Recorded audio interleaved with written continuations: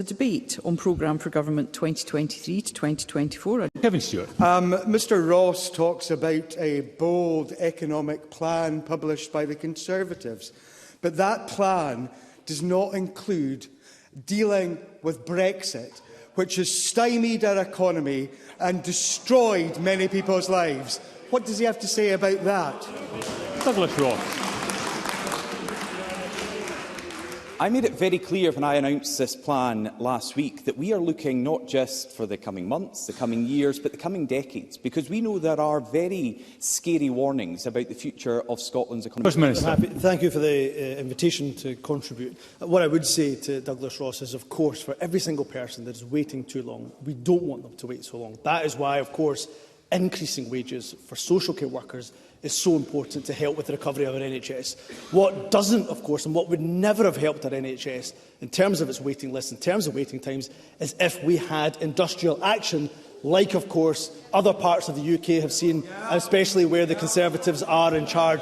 And I hope Douglas Ross, with any marginal influence he'll have, will ask Steve Barclay to take up Michael Matheson's offer so that we can mediate and ensure that junior doctors in England get paid fairly, just as they are here in Scotland. I now call Anna Sarwar for around 11 minutes. Mr Sarwar. Thank you, Deputy Presiding Officer. Undoubtedly some things that we would welcome and support in today's programme for government. The acceptance of Scottish Labour's long-standing campaign to increase pay for social care staff to £12 is welcome. We, of course, support the proposals on empty homes and second homes, and we, of course, support the commitment to criminalise misogyny, as well as support those the proposals he set out to impose support those impacted by miscarriage. We also support the intention to improve partnership with business and work on an industrial strategy. Scotland needed a programme for government to match the scale of the twin crises hitting Scots: a cost-of-living crisis and an NHS crisis. A recovery that prioritises community care and paying social care staff properly, because that's how we will end delayed discharge and improve hospital capacity, and a real workforce plan that actually retains the skills and knowledge of experienced staff and increases the number of doctors, nurses and medical professionals in training. We could have seen this in the programme from the First Minister today if he had brought forward a new NHS recovery plan that gets services back on track and actually deals with the backlogs in diagnostics and in care. Because, Presiding Officer, we are in the midst of a cost-of-living crisis. Families across this country are facing far too many hardships. Right now, there are mothers in Scotland who are skipping meals in order to feed their children. That is the heartbreaking reality of, yes, Tory economic incompetence and failure. The Tories crashed the economy and caused the hikes in interest rates, which are causing so much misery on households here. Now, Labour asked the Scottish Government to help with the cost of commuting by following examples from elsewhere to cap bus fares and freeze the cost of rail travel.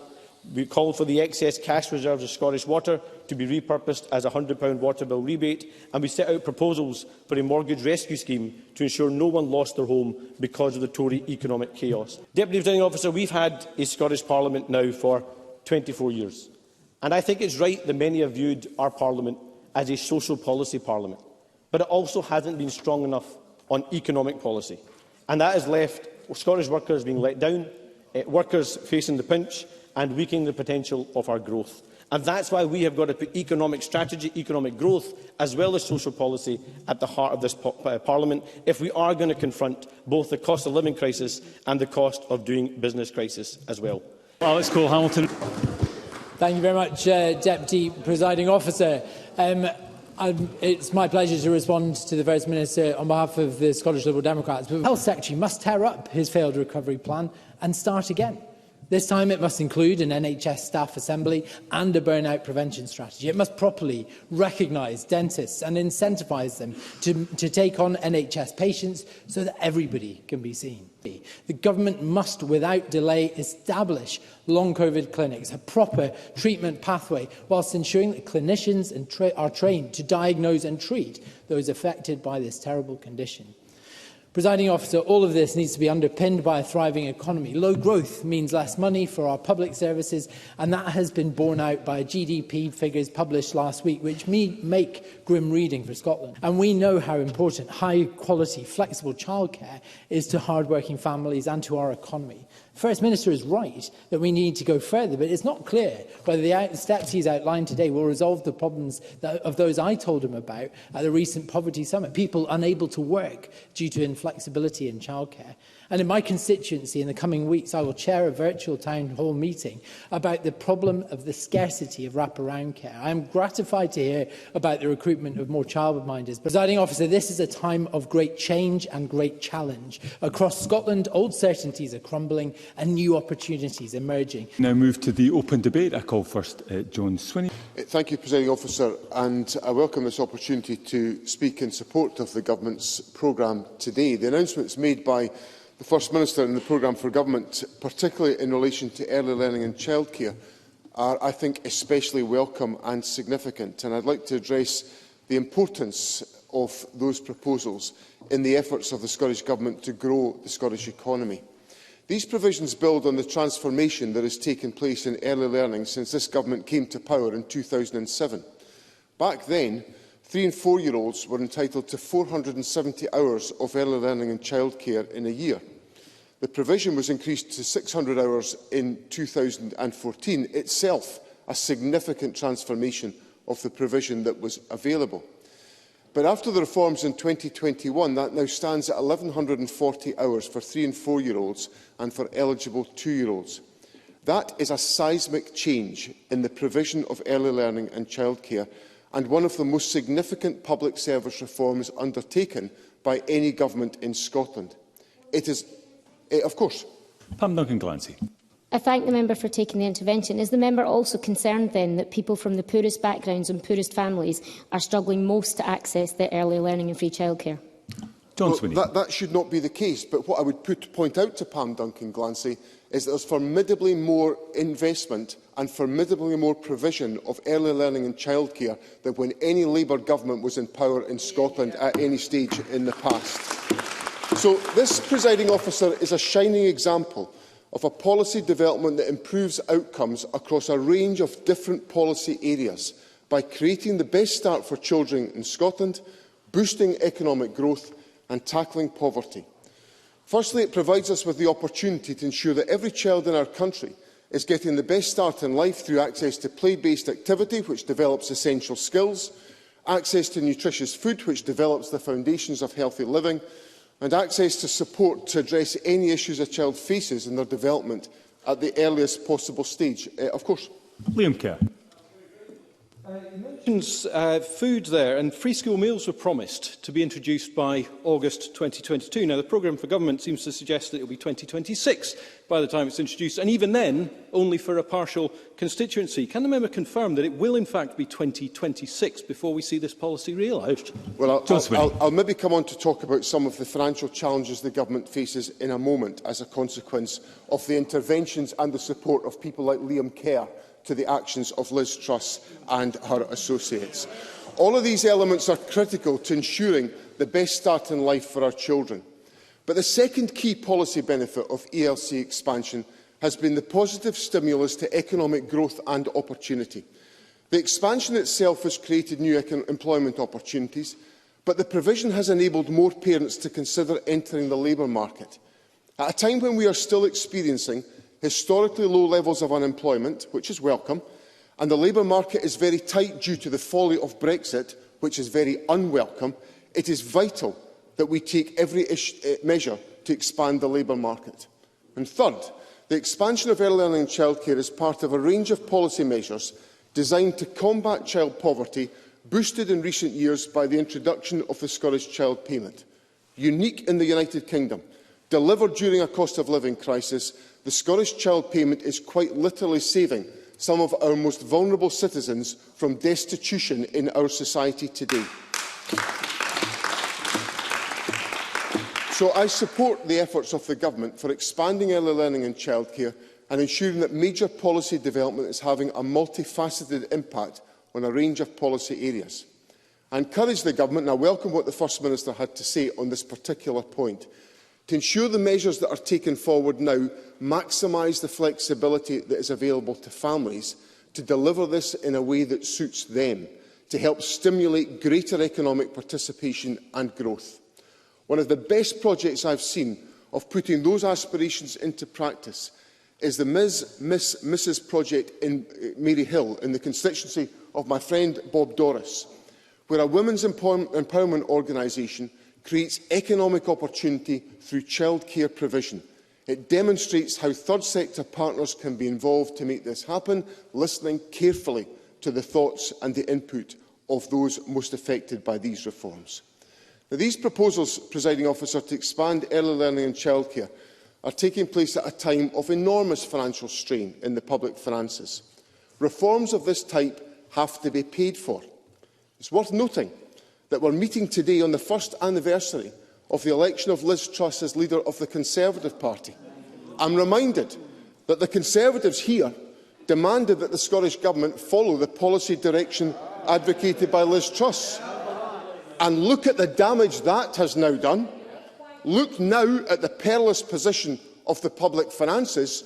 Look now at the very real hardship being faced by people who are wrestling with a massive impact on their lives of increases in interest rates foisted on them by the Conservative Party and their folly. Look now at the damage that's been done.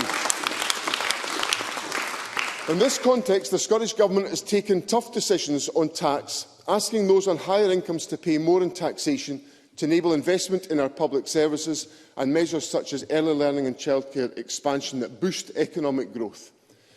Recent analysis by the Institute for Fiscal Studies shows that the 30% poorest families in Scotland, in answer to Pam Duncan-Glancy's point, are on average £2,000 better off each year as a result of this government's choices.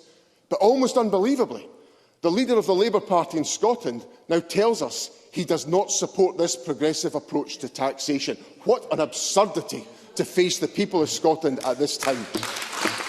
There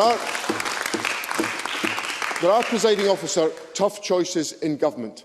The fact that this government has been prepared to make them has enabled the expansion of early learning and childcare, which will be good for our children and good for our economy.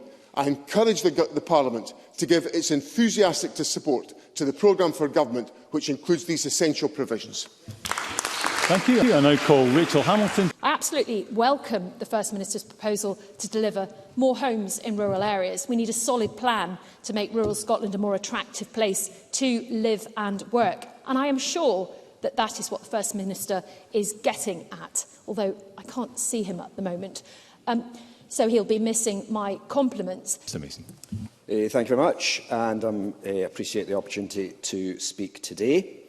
I follow Rachel Hamilton, who said that the commitments were flimsy, but I have to say that I see a lot of these as very solid and exciting commitments. And presumably, if Rachel Hamilton thinks they're flimsy, she won't be opposing long-term rent controls, for example. But I particularly welcome also the fact that childcare is to be expanded, care workers to be paid £12 an hour. Of course, we all want to go higher on that, but it has to be affordable.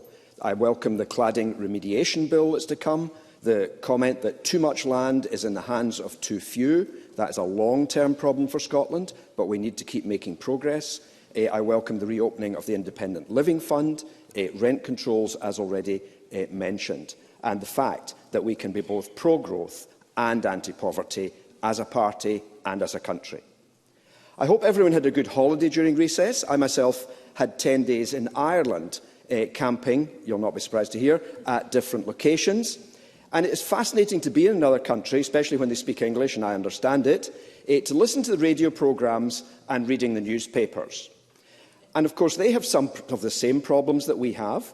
For example, they can't get enough workers to do certain jobs. But one of the challenges they have with their finances is slightly different from the challenges that we have. They have such a large budget surplus that the question is what to do with it. If they spent it all in one go in the short term, that would probably fuel inflation. So they were discussing whether they should pay off the national debt or perhaps start a sovereign wealth fund, and I have to say what a good problem that is to have. Now, some opposition speakers say we should forget about independence and concentrate on the cost of living, inflation and so on. But independence is the answer to these day-to-day problems. If Ireland can be so successful as a small independent country without a lot of the resources that we have, then absolutely so can Scotland. Of course, their situation is not exactly like ours, but it shows that freedom from London gives you agility and the powers to respond much better to challenges as they come along.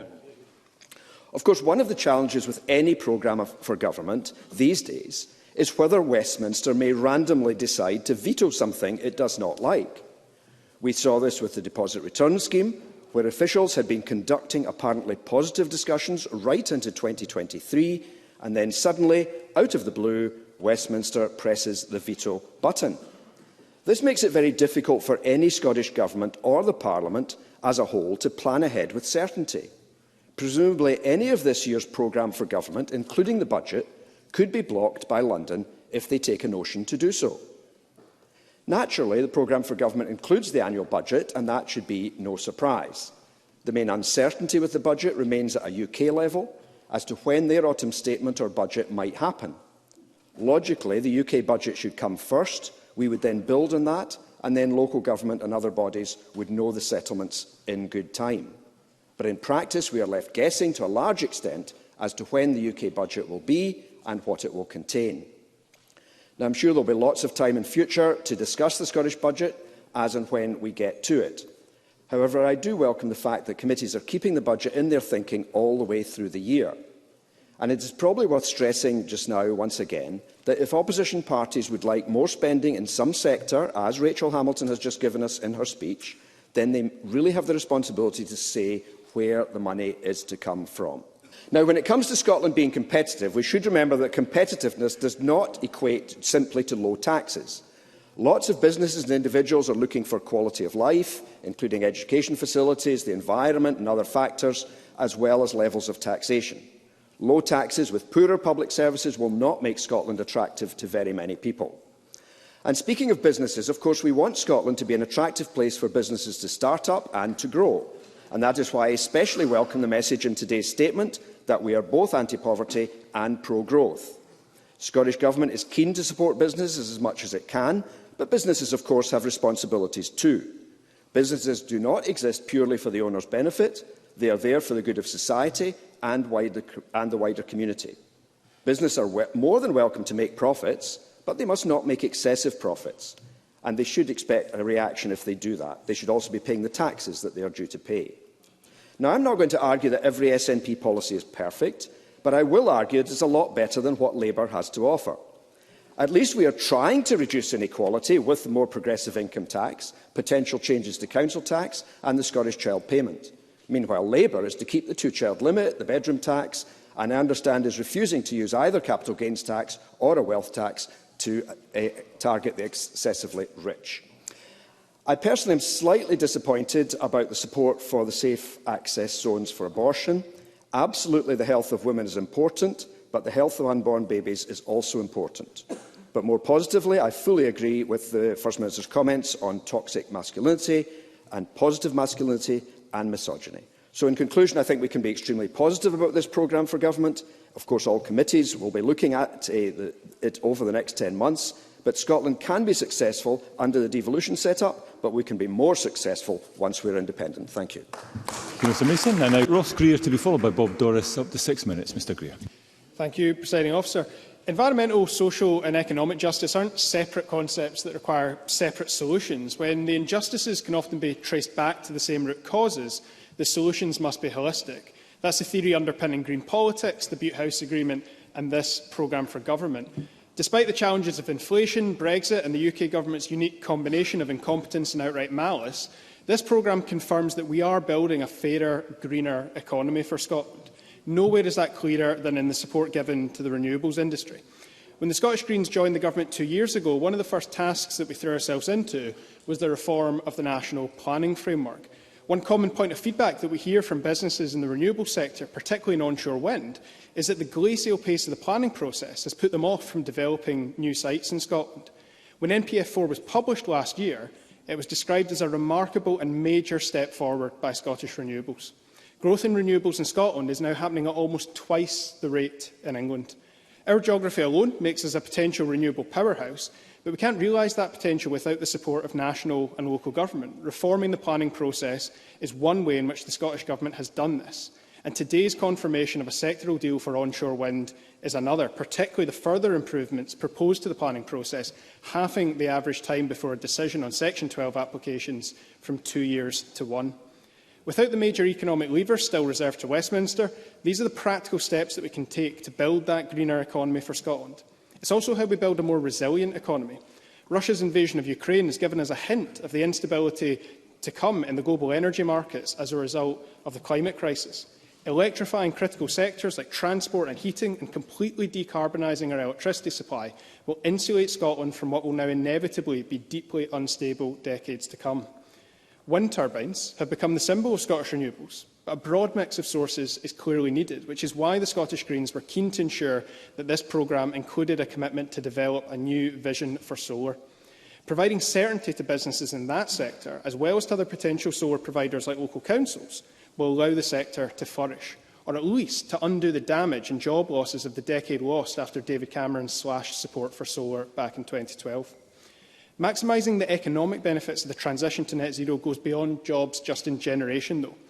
We all acknowledge that Scotland hasn't yet fully benefited from the manufacturing and wider supply chains required for the green energy revolution, so the confirmation of a new green industrial strategy is welcome. Large-scale, publicly owned energy infrastructure in particular is difficult to do without control over the energy market itself or substantial borrowing powers. But we can use planning, licensing and other powers to maximise conditionality, which both ties the generating companies to maximise local supply chains and to secure a public stake in a stable and reliable long-term investment opportunity. The fair work conditions attached to public procurement contracts and grants as a result of the Scottish Greens cooperation agreement are already ensuring that some of the lowest paid workers have their wages boosted to at least the real living wage. That will be strengthened further by the sectoral fair work agreements announced today. The single most effective force for boosting workers' wages, though, are workers themselves, organised through their trade unions. So using sectoral fair work agreements to expand sectoral bargaining and boost trade union membership will create that fairer and more prosperous economy.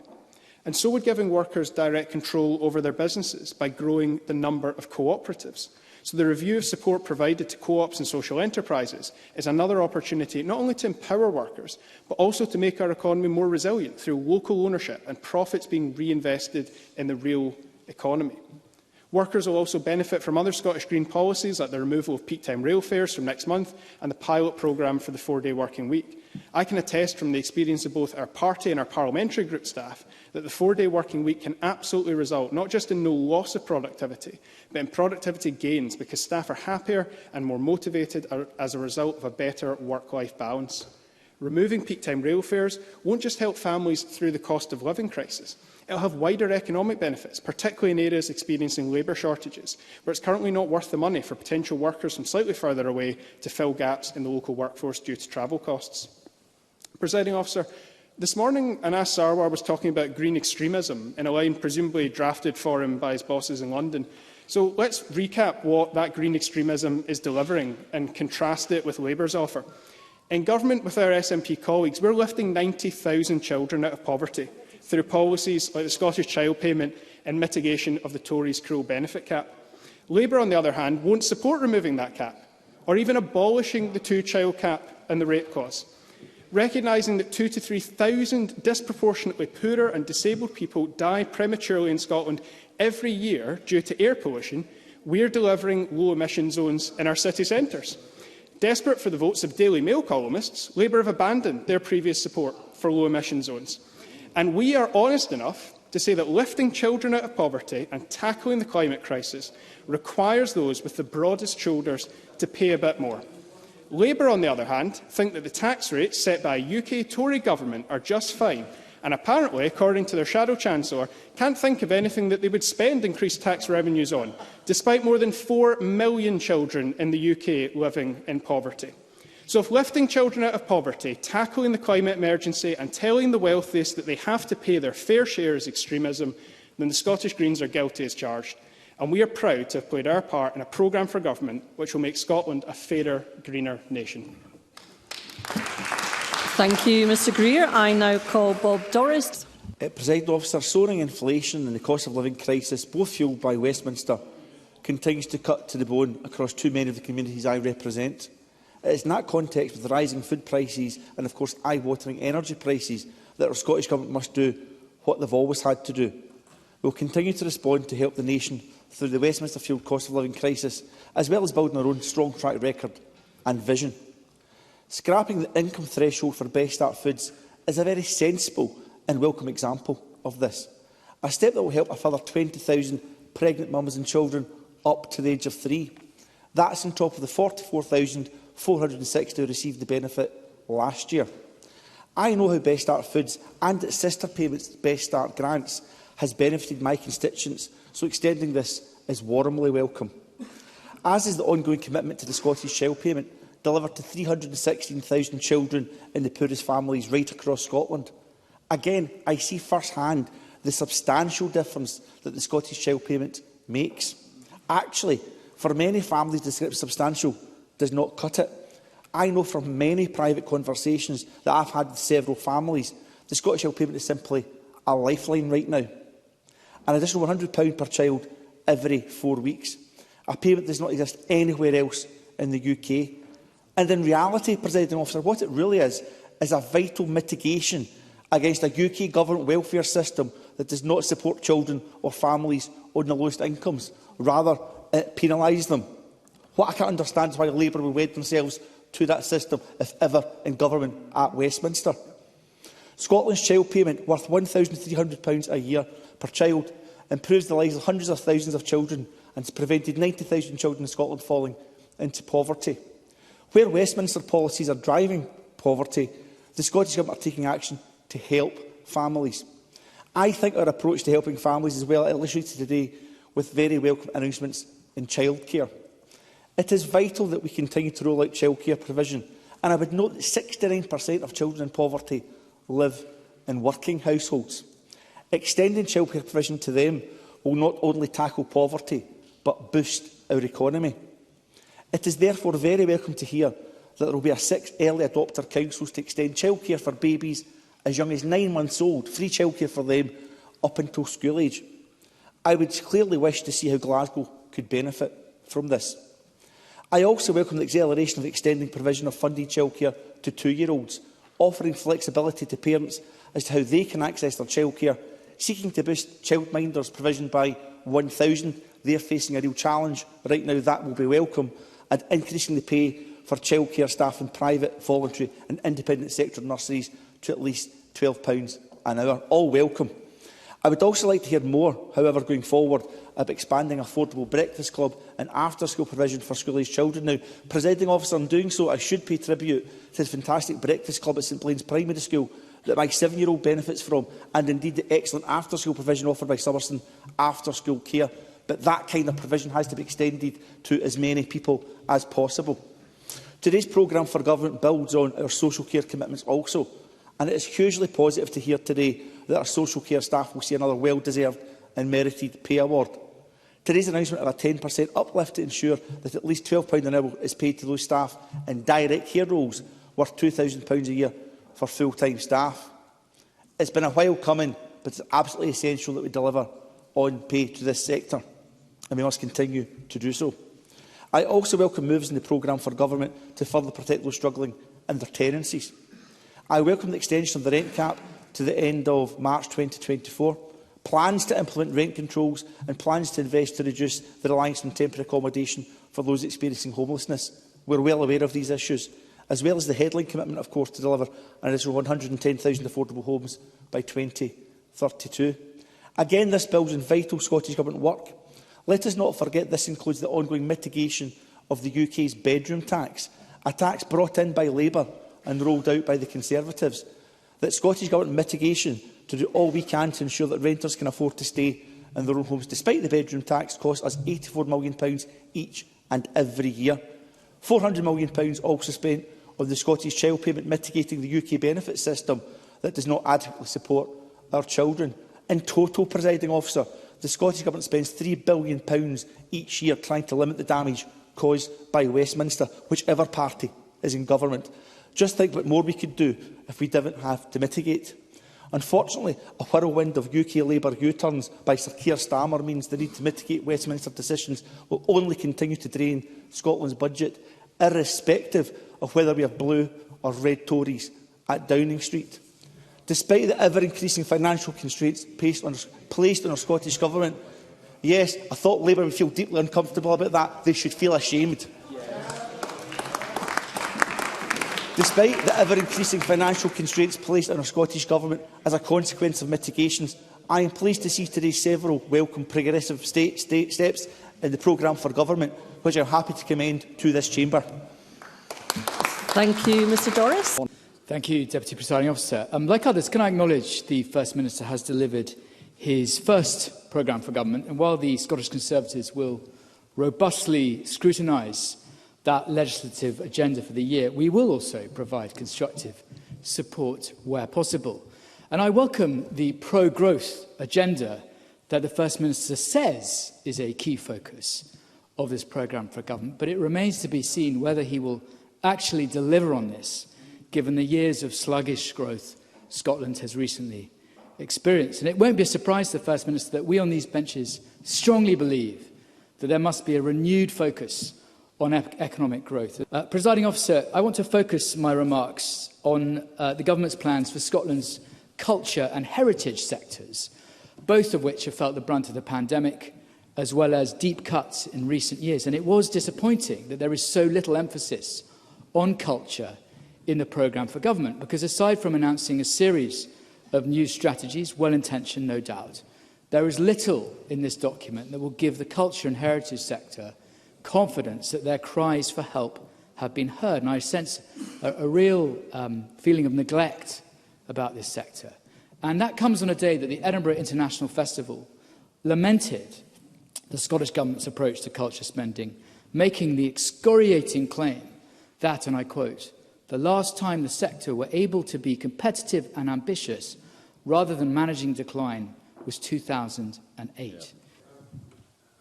I'm grateful, Presiding Officer, to Mr Cameron for giving way, and I understand the significance of the points he makes, and indeed in my short last tenure as Finance Secretary I responded to a very significant request from, for example, the King's Theatre in Edinburgh for government funding to complete their restoration programme, which I am delighted we were able to take forward.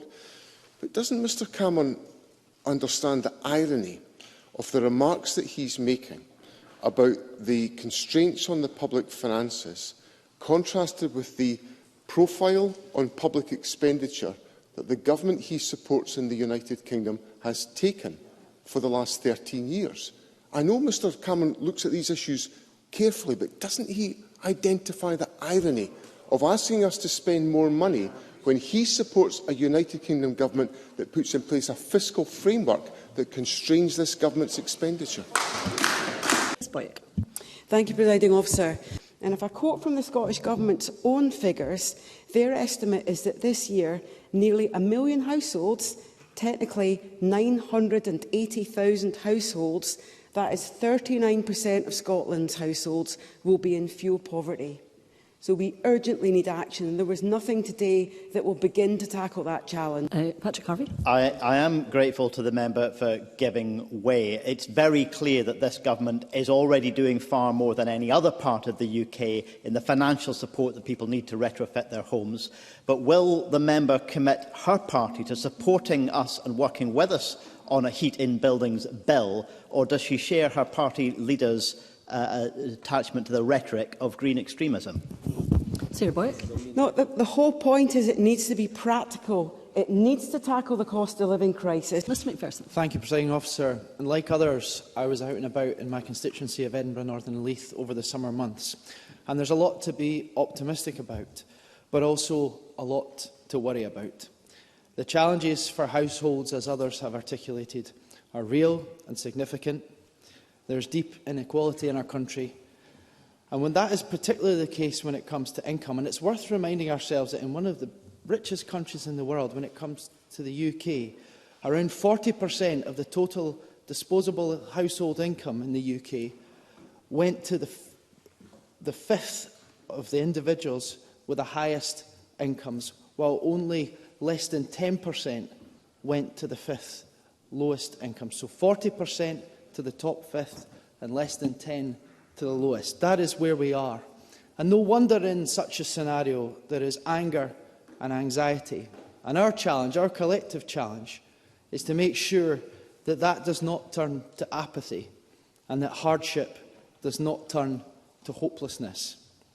During these challenging times in this country where the UK is a poor society with some very rich people, our constituents are looking to all of us for support and security and positive direction, a government that is on their side. And with all the challenge of the financial circumstances facing our public finances, much of which have been created by governments in Westminster and through policy decisions out with our control, in all of that challenge, the leadership that has been shown from the First Minister today is admirable, and he has set out what I believe is a progressive and appropriate programme for government in these times.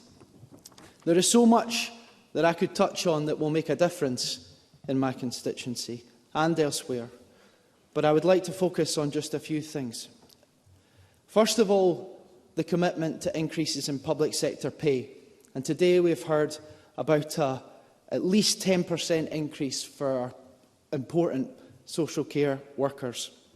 The increases in public sector pay not only make sure that services are sustained and keep running in these challenging times where they are not doing so elsewhere, but they also have a positive multiplier effect on reducing income inequality and providing stimulus in our economy. I also congratulate the Government on its commitments in social security, of which again there are several. Removing the income threshold for Best Start Foods was something I was proud to work on as Minister for Social Security, and I'm glad to see it progress. And I was also, of course, proud to work on the delivery of the Scottish Child Payment, and I'm very pleased to see another £400 million plus worth of investment.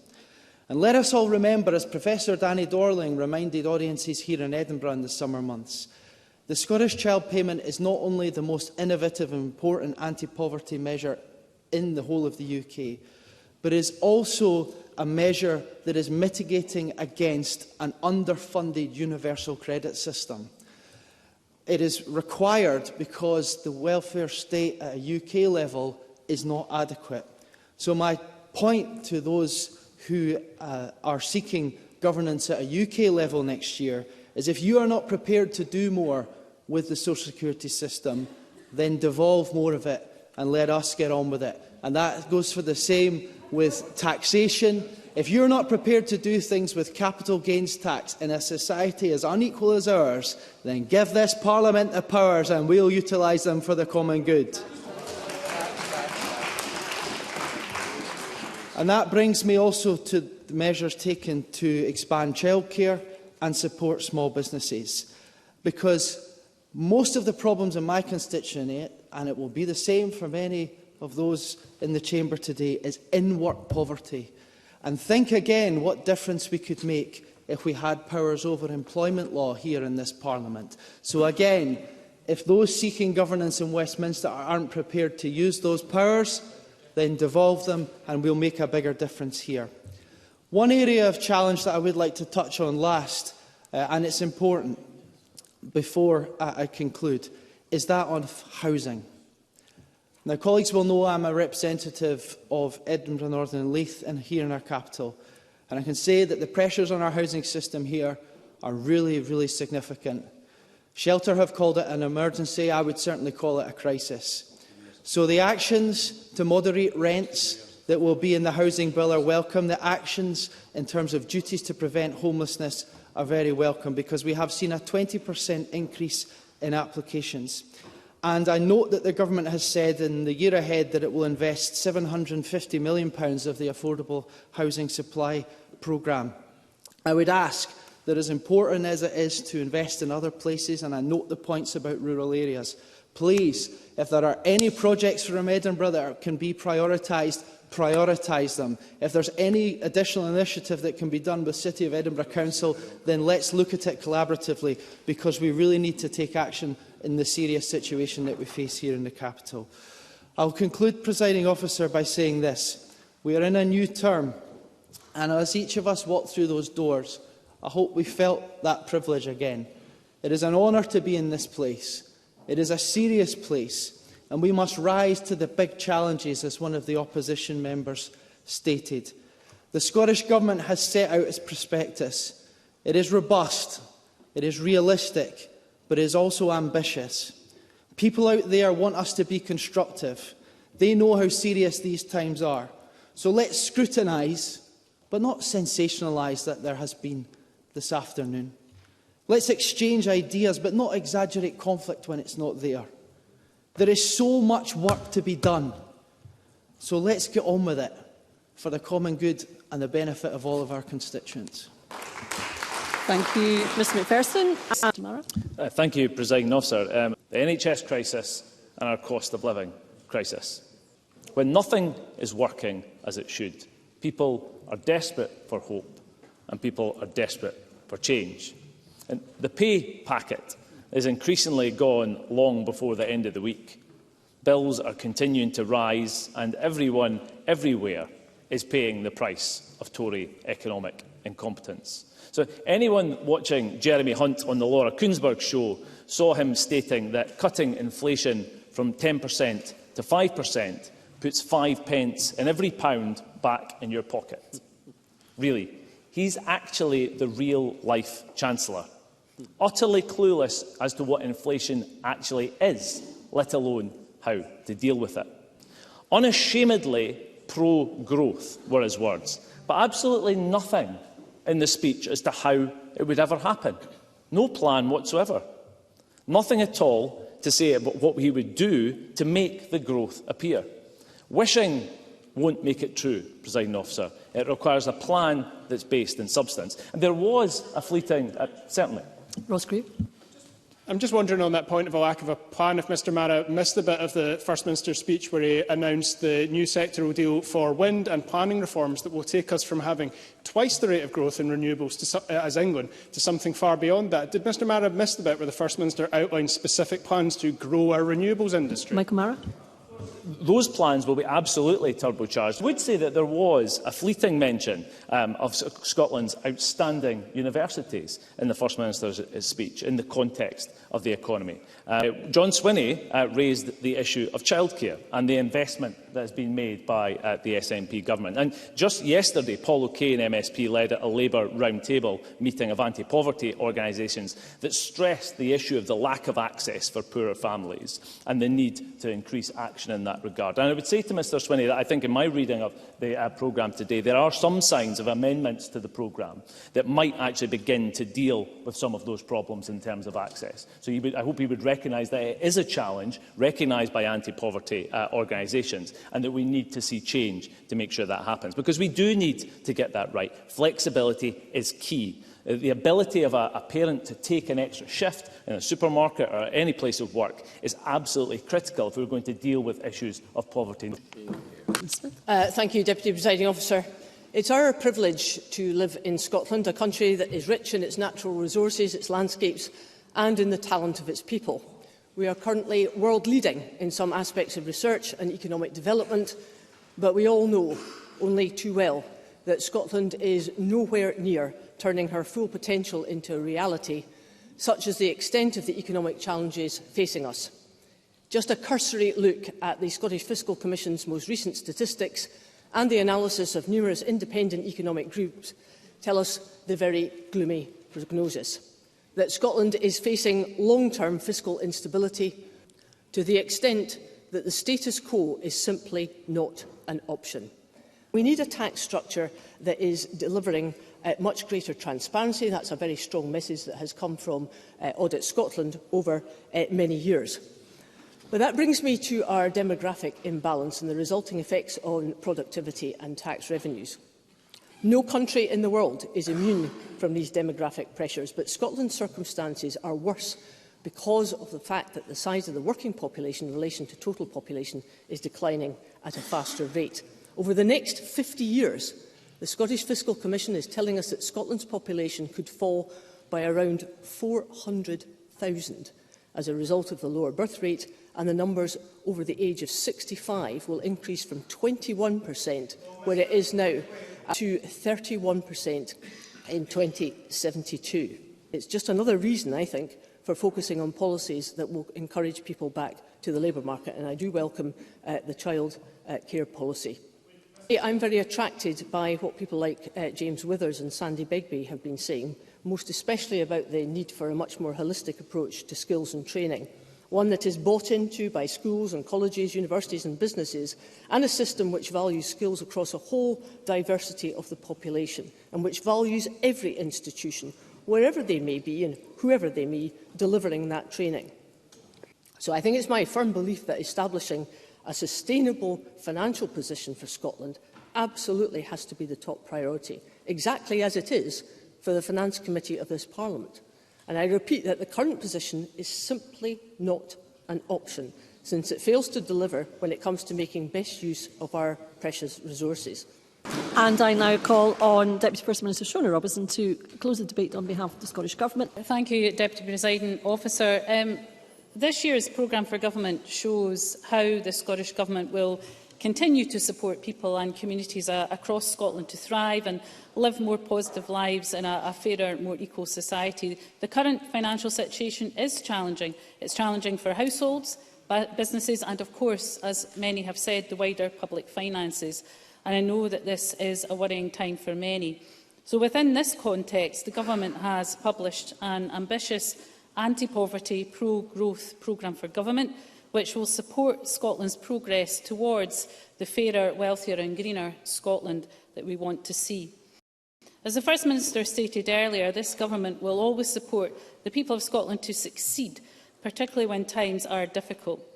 This programme for government demonstrates our commitment to prioritising providing support to those who need it most, and we will use every power at our disposal to protect the vulnerable in our society and to build strong, cohesive and vibrant communities.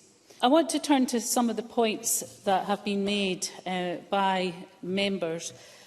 I will only briefly touch on Douglas Ross's points because there's nothing much new in what he was saying.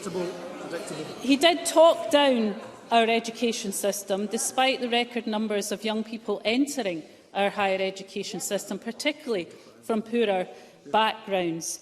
He also complained about the lack of affordable homes, despite opposing every measure to try and stem the loss of affordable homes, like the action taken on short-term lets and second homes. And then he talked about his bold economic plan, which really equalled tax cuts.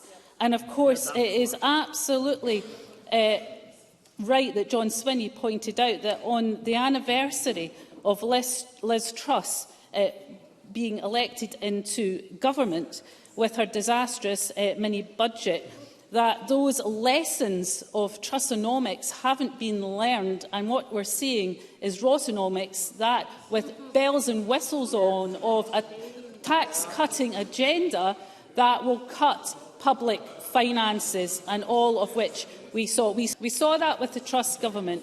We saw the impact, not just on public finances that we're still feeling now, we saw on household finances as well. So the idea that Douglas Ross would put forward that proposition in the light of all of that evidence seems to me quite astonishing. Will the Deputy First Minister give way? Yes. Kevin Stewart. Before she turns to Anna Sarwar, I would like to point out that once again today, Douglas Ross gave us a plea for folk to support his right to recovery bill, a bill that still has not been published. And this seems to me not to really be a priority for the Conservatives, because their website quite clearly shows that their right to recovery section has not been updated since the 1st of September 2021. I wonder if the DFM would comment on that. Well, look, in the spirit of trying to be helpful, as a number of ministers, First Minister himself has said to Douglas Ross that we want to work across this chamber to tackle what is a very serious issue. But we need to see the bill. And when we see the bill, we will address whether or not there are elements within the bill or the bill that we can take forward. So I just leave that there. I want to turn to Anna Sarwar. Anna Sarwar says that this government focuses too much on social policy. We make no apology for focusing on social policy that has lifted 90,000 children out of poverty. We heard a number of speeches from Labour benches talking about we need to do more, we need to go faster. But Anna Sarwar wants to keep the bedroom tax, the two-child limit. He wants to make the rape clause fairer. He wants to turn his back on progressive taxation. He wants to back off environmental policies. How does any of that help to either address poverty or the environmental crisis facing this planet? The truth is that Labour have no answers to anything other than a desperate hope that the Tories' incompetence at Westminster lets them into office without any promises of prospective real change. That is the truth. And Anna Sarwar will say and do anything in order to try and open that door. But that's not about principle. It's about ditching principles in order to try and win an election. So let's just call it what it is. But what we will not have is Labour members coming here as part of the budget process with turning their backs on wanting to raise any revenue, with a myriad of calls for spending priorities, like we heard today, because you cannot have spending priorities and wanting to spend more money without having the money in order to allocate to those spending priorities. So we'll not hear any of that from Labour.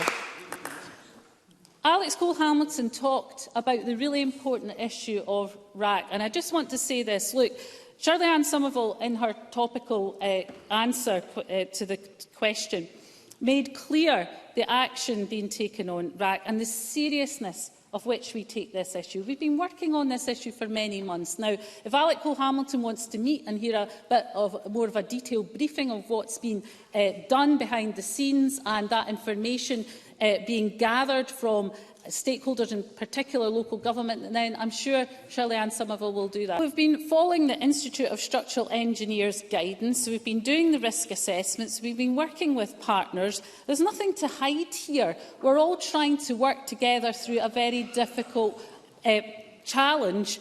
And, of course, we'll keep Parliament updated as we gather that information. But we should be trying to reassure people and I'm sure Alex Cole-Hamilton will want to join with us in doing that. John Swinney was right to talk about the key issue of childcare and the important role of childcare in boosting economic growth.